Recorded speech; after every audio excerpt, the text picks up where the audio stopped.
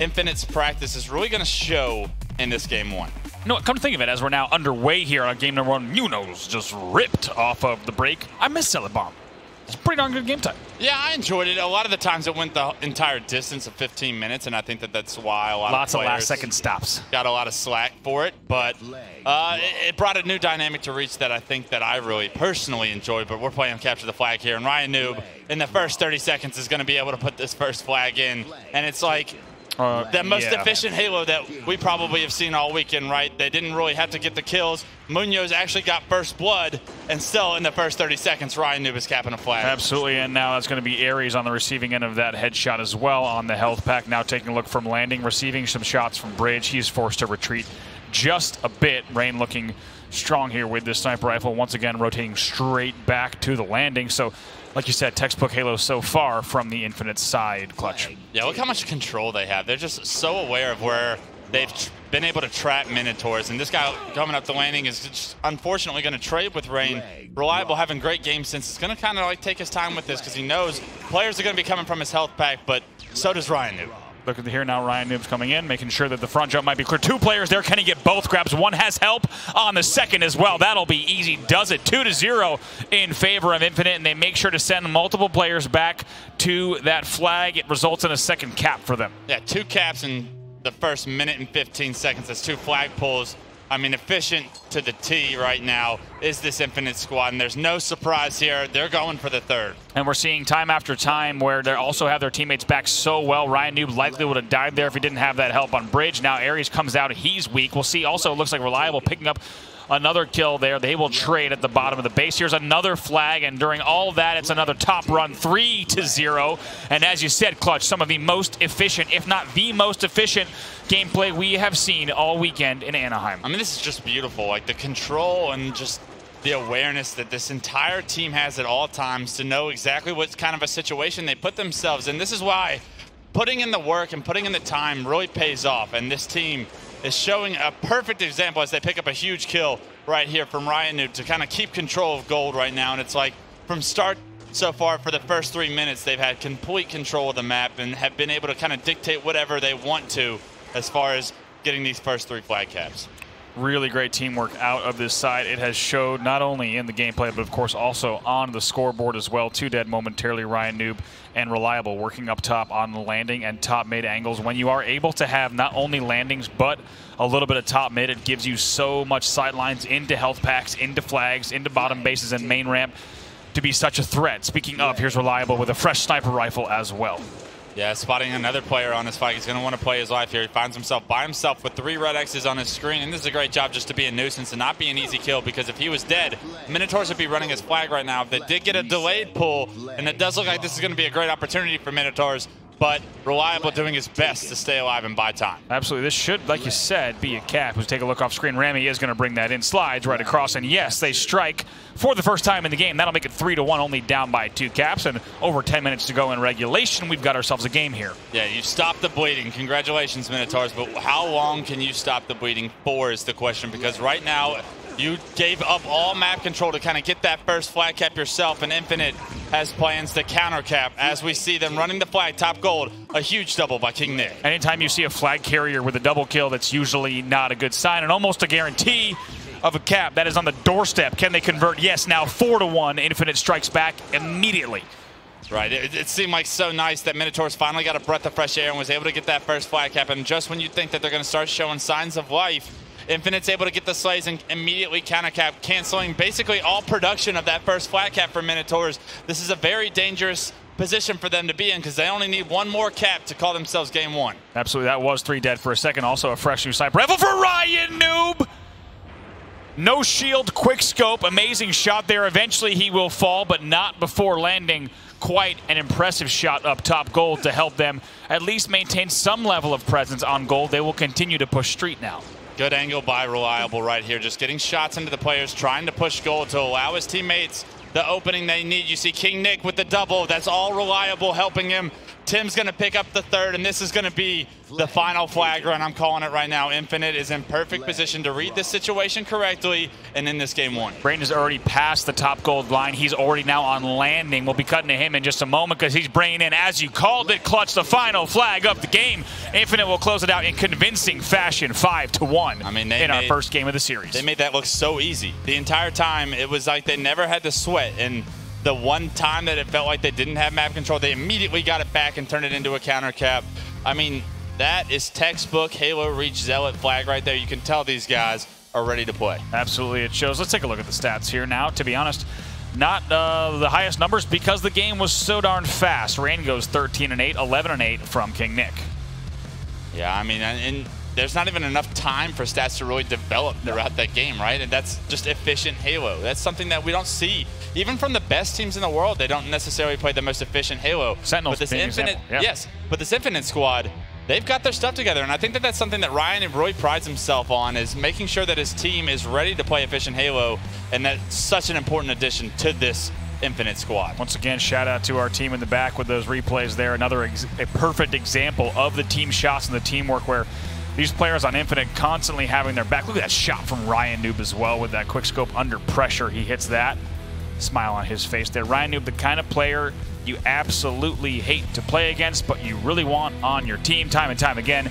Game number one goes 5-1 in favor of Nfinite. Now we'll move into game number two, which, as we kind of both discussed, this is a must-win for the side of the Minotaurs. Yeah, and I know Minotaurs has a lot of veterans and has a lot of experience, but game one, we saw one team playing chess, and the other team looked like they were playing checkers, Bravo. It really did look to be the case, and we'll have to see if that's going to be game number two as well. It's going to be a rough bounce back for Minotaurs, as they will need to make sure that the game does not pick up where it just left off on Zealot, because that was all too quick. Those 5 flags going in so fast here. Now we're jumping into game number two. If you're just joining us, welcome to DreamHack Anaheim. We are live from Anaheim, California at the very first Halo PC LAN tournament.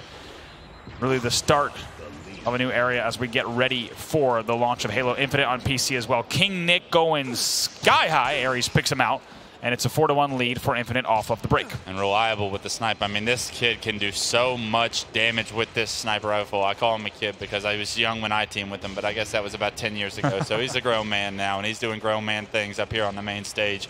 Already ripping a face off. And I mean, something I always knew about Reliable was his just pure individual skill, especially when it came to sniping. I thought he was one of the best, if not up there with Snipe Down with Formal back in the day, so it's a pleasure to see him once again competing. Shelly cannot get away. You heard not only does he take that body shot in the bond, takes damage from the nade as well, and finally another team nade comes in to clean it up. It's now 9-5.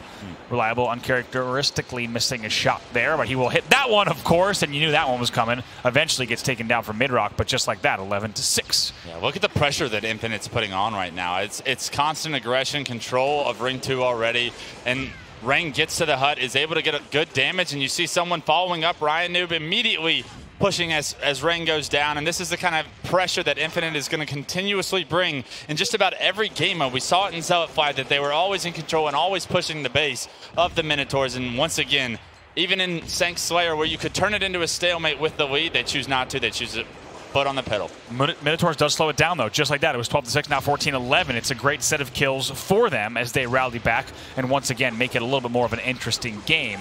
We'll see if they are able to keep this close, but with the pressure you just highlighted, Clutch, is not going to be an easy task. Yeah, I want to see Minotaurs play aggressive and not just settle for this Ring 2 control, because if they decide to just sit in Ring 2, it's so easy for them to get flanked by players pushing their own jump up or their own bonfire and going around Ring. So you see Ares and you see Rami in Ring trying to work together right here. You see Reliable jumping up, and that's exactly what I'm talking about. They're going to get flanked because they have no plan to leave Ring 2 once they get control of it, and that's a big mistake on the side of Minotaurs. You want to get control. You want to do what we saw from Infinite, trying to push the hut, trying to push the next level of aggression to these teams to make them uncomfortable. And unfortunate for Minotaurs, they were unable to do really just about anything with the slight control that they had. That's right, 21-18 now. It's a 3-kill game. For those of you who did not get a chance to play a lot of competitive Halo Reach back in the day, primary objective that Clutch is outlining here, once you're in ring, you need to decide if you're going to push Court and Hut or get into the opponent's rocks to start to pinch that spawn. It's too wide of a map. If you have your opponent spawning on both rocks and Court, it allows them, just like you said, to push in on the jumps, to get into the pea shooters, and you need to make that decision. Teams that fail to do so will eventually find themselves on the bottom side of the scoreboard. But just like that, a 2-kill game here. Now a 1-kill game. Munoz with sniper rifle in hand, and also takes down Nick to tie the game at 24. Yeah, Munoz had a great pick there to kind of stop any pressure that Nfinite was about to apply onto their base, and then was able to pick up that snipe on King. Nick winning a nice body shot right there. Great job by Munoz to bring his team back to within 2. Here we are now, 2-kill game. Aries and company now moving into ring once again. They've got some presence along the rocks. Aries needs to be very selective in which battles he chooses here. He chooses Rain, and Rain chooses to win that battle after being down at least a shot. That'll give them a 2-kill lead momentarily.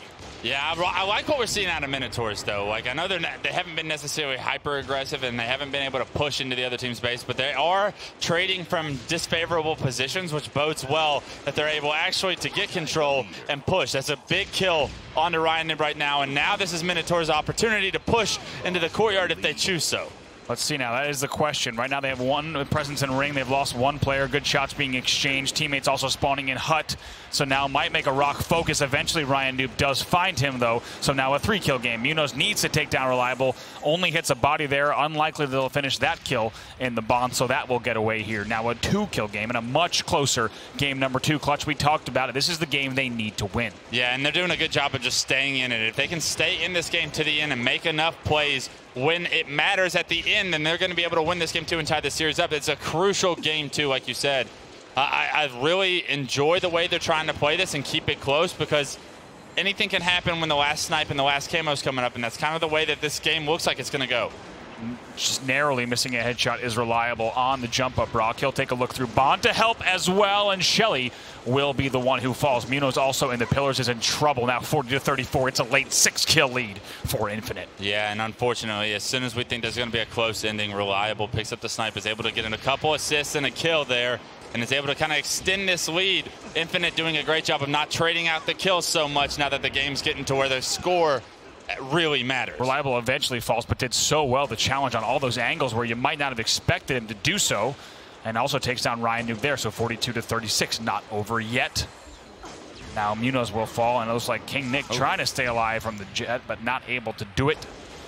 And now 45-38, 7-kill game. Yeah, and it seems like Minotaurs is always being forced to trade these kills out, which is a great thing if you're an Nfinite fan, right? Because like trading kills when you're up 6, you're automatically going to win that. And Minotaurs just being in such disfavorable positions with no map control, it feels like they haven't had control of ring for so long that it really feels like they're starting to fall behind. Absolutely, 47-41 now. 3 kills to go here for Nfinite. Clutch starting to get choked up here.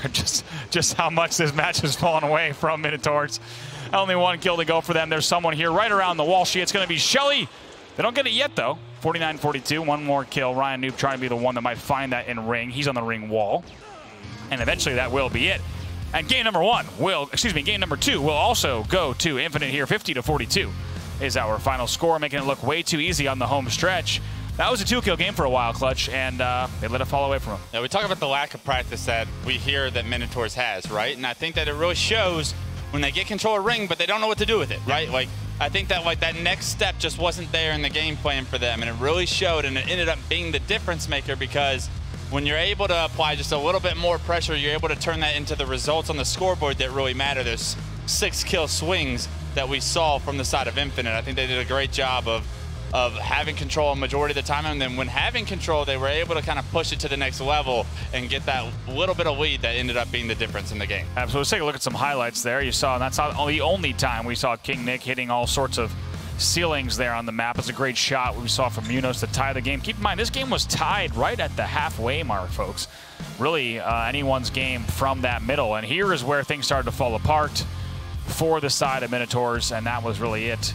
And all she wrote, like you said, when you have a 6-kill lead in that home stretch and you can afford to trade, it's a completely different game when you have to play that way from either side.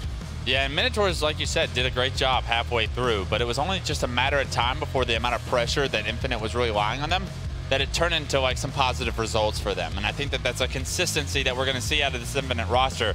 It's that like the bend don't break mentality, but they're going to break you. Eventually you're going to break. You can't just continue to bend and play from these deficit positions in order to like try and win this game, because hardly ever are you in such disfavorable map control and come out victorious. Absolutely. Now, if you caught the series before this, these scores actually not too different from what we just saw overall in the series. And if we look at the last series, it was 208 to 166 in favor of Incognito, who closed that one out. We'll have to see how this one goes, if it will be another 3-0 or if Minotaurs has some gas in the tank.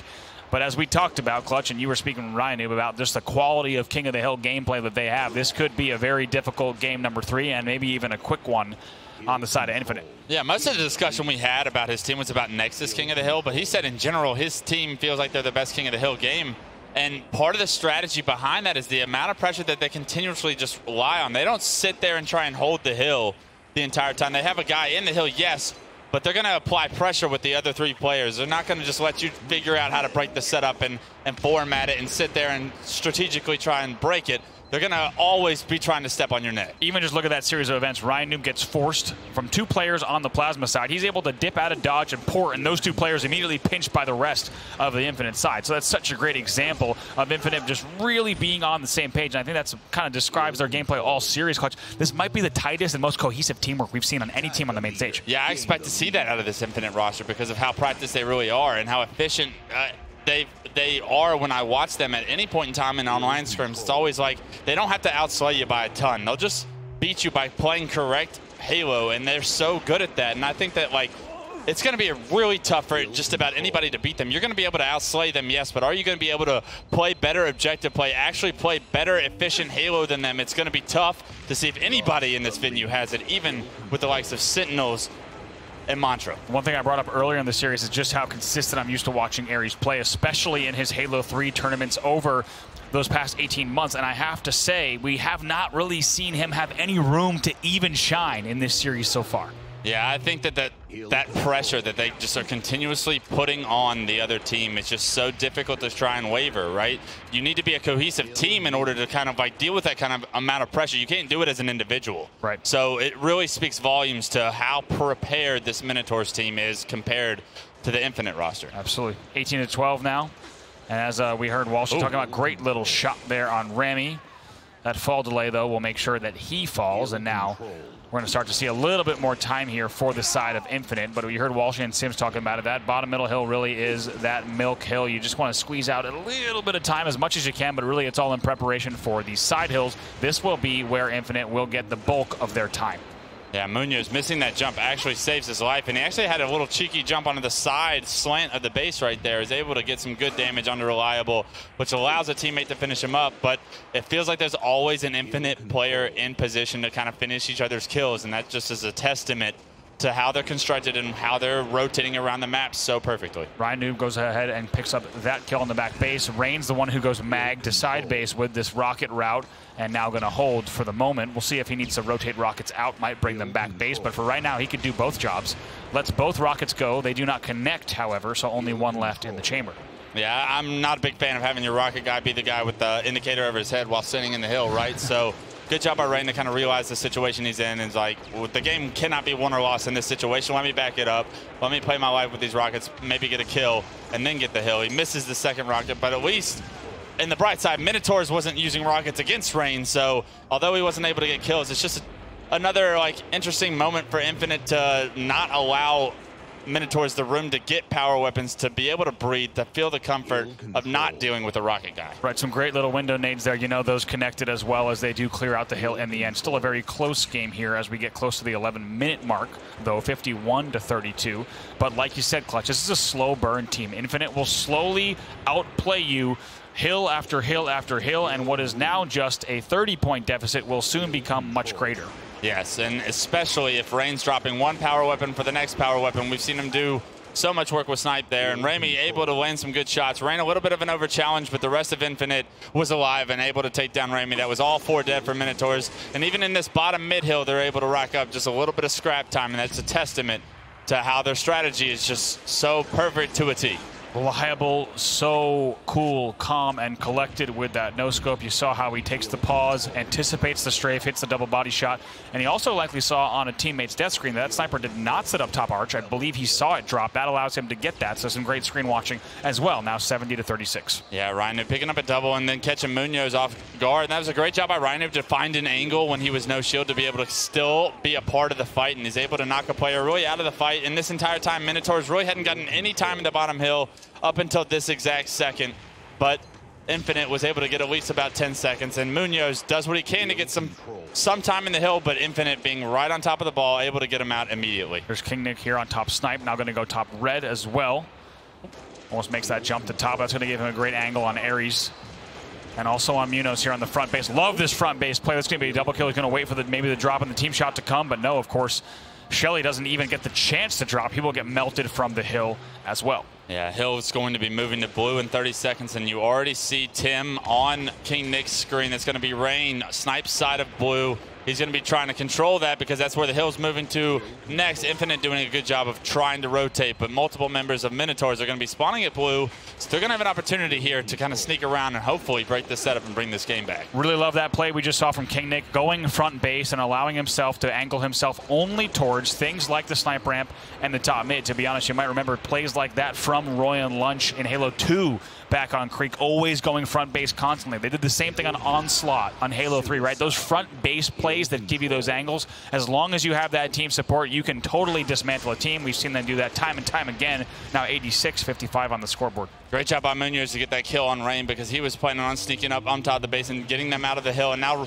I love this play by Munoz to not sit back and try and hold a setup. He's going to apply a little bit of pressure and throw Nfinite off for a loop, giving them a taste of their own medicine. Oh my gosh, look at the great peak shots there from Munoz. Eventually he runs into too much pressure, but some really great work there challenging that plasma side of the base. Now here's Shelly, and this game is just like that. Once again, a close match, and they're back in it. So showing signs of life, and now only a 4-point deficit for them. Unfortunate rocket there, but in the end, they'll still put some time on the board, and they will essentially tie the game up here with 8 minutes left. Yeah, I love the pressure that Munoz tried to apply there, and actually was successful. Even though he didn't get a kill there, the amount of pressure he applied allowed the rest of Minotaurs to sit back in the hill and get another 20 seconds, which has made this just a 12-point game. Now here we are, Rain and company. Rain knows he needs to jump back in. We do see Reliable all the way across the map fighting. He has two teammates here, though, on the plasma side and top base. Is not able to get that shot. Unfortunate there. You know that call-out came out that there was a one-shot near the hill. Eventually that will allow Munoz and team to get some movement across the map in this 2v2, though. Let's see how this plays out with 40 seconds still left in this one. Yeah, huge kill by Ares there because Nfinite would still be in the hill racking up time, but Ares kept it a 16-point game, and this is Rami top blue right now in a great position to kind of help his teammate that's going to be pushing dark side blue and to get some of this hill time. 26 seconds left in this hill. If they're able to rack up some of this time, they can have the lead by the time this hill rotates back to middle. Absolutely some pre-firing here with the P-shooter. Knows that someone might be pushing cave as well. Rain does well to force Ares even lower into the base, and this is an opportunity here for Ares and company to step up in the series. As we've talked about, they have been absolutely shut down so far. No room to move and make plays, but now with only 4 kills separating them, this game number 3 could be different. Yeah, this game's almost all tied up. It's a 2-point game. King Nick picks up a double, and this hill moves back to bottom middle. I'm very interested to see how the next 2 minutes go because Minotaurs has struggled to get Nfinite out of the middle hill so far throughout this game. Nfinite has gotten a lot of time you typically don't see in the bottom mid hill here. This scrap time, Ryan Noob already doing a great job of controlling it.